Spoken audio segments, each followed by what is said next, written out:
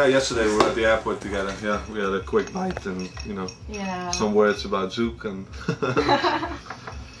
Okay, so for a start, to get to know you better, tell us more about yourself. Well, I'm Sied van Riel. I do some stuff in music. I'm 31 years old, and I'm from Holland, Rotterdam to be precise. You know, in the music business and loving what I'm doing. Yeah.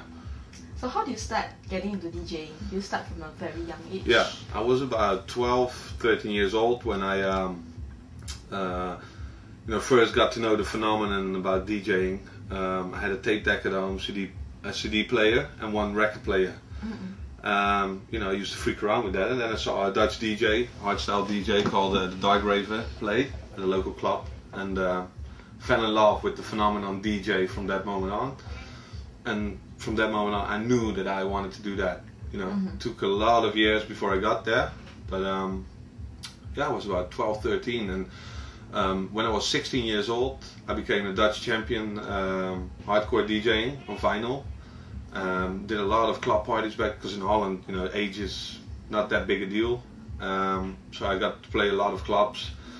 But then I grew up and thought, you know, I wanted to play a different type of music. So I gradually stopped playing, but learned about other styles of music, because I was mainly into hardcore.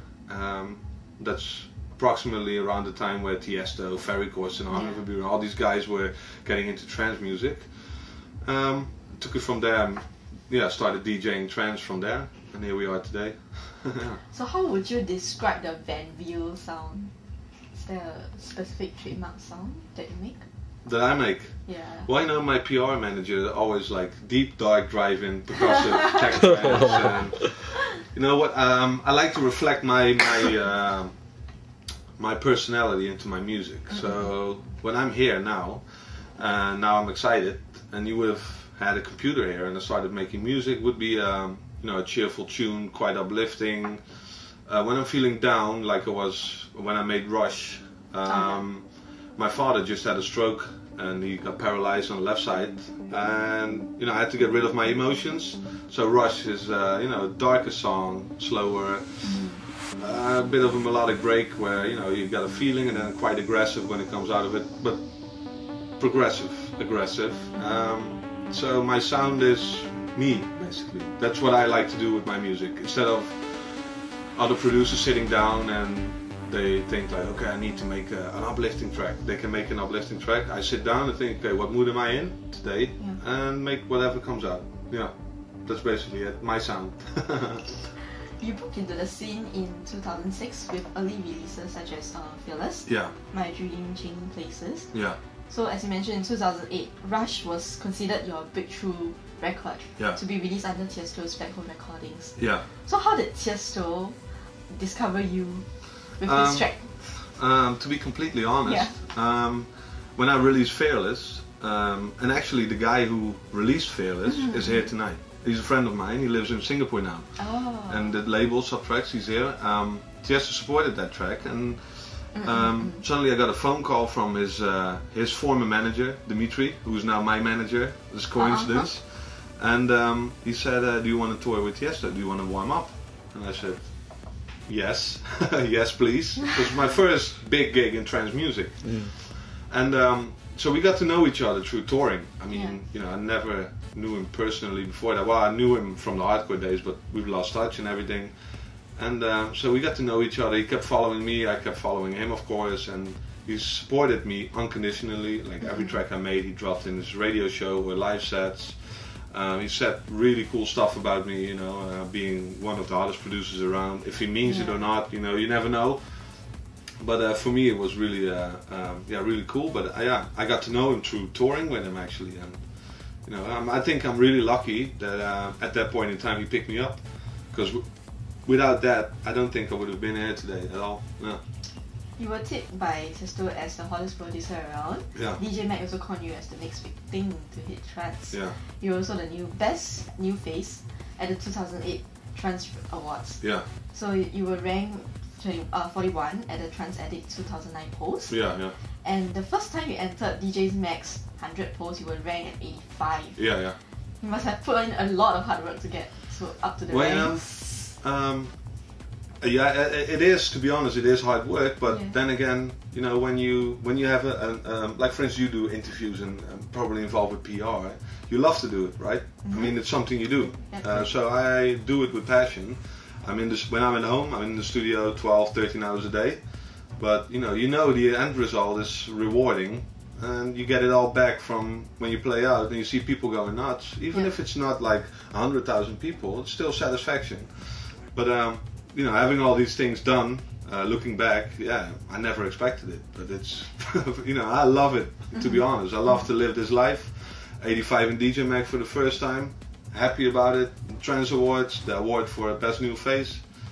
I mean, you know, I even if I don't become huge, I have grandchildren later, I can say, you know, I was once upon a time, I was in the DJ Mag Top 100, or I won an award, or, you know, I had a few releases, been around the world. That's something you know, it's pretty crazy when you think about it, I think. So it's been barely 5 years, and being a new kid on the block, do you have any DJs whom you look up to? DJ, well now, like ever since 2 years ago, I caught Marcus Schultz doing a few live sets, and he really blew me away with his sets. Really quality music, quality mixing, and you know, he's a good entertainer. Same with Sandra van Doorn. Not just because he's a friend, I like his music a lot. This guy never seems to stop amaze me. I've always been a fan of Tiesto, I'm honest about that. The same with Armin in his style, you know. But yeah, to really have one DJ, when it comes to DJing, you have Schultz, Sander, and on the other hand I have Carl Cox, who's always been, in my opinion, the greatest entertainer who we've ever seen on this planet. I mean, this guy is, even if you don't like the music, when you see him play, you know, you start laughing and moving. That's something you gotta have as a DJ. I mean, brilliant. Okay, so now let's talk about your productions. Your first mix compilation, In Real Time, was released in 2009. So with tracks such as We Belong by Ferry Costin, Marcus Dakota, Dash Berlin's Man on the Run, Breakfast Air Guitar. This double CD also features 2 of your EP tracks, MME and Mongoose. So just curious, what does MME or Mongoose stands for? What does it mean? You're actually the first one who asked me this, and nobody knows it. So I'll let you in on one. Alright. Yeah? So I'll pick MME. Okay. MME was, I did an EP called Dedication EP. So I had a track called OMA on it, which in Dutch means Oma, which means grandmother. It was a track for my grandmother. She passed away 3 weeks ago. So unfortunately she died 3 weeks ago, but it was a track for her. And then we had 514 MTL. I have a really good friend living in Montreal, and I gave that track to her.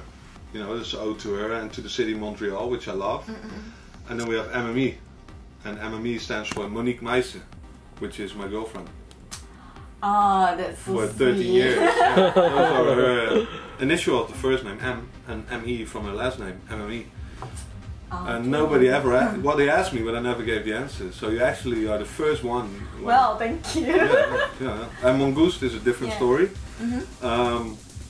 Let's just say, like, I won't give it away, but at one time we were changing managements, and this was our operation name when we talked about it. Like, is it okay if we talk about Mongoose on MSN with my manager? And he was like, no, because people were around.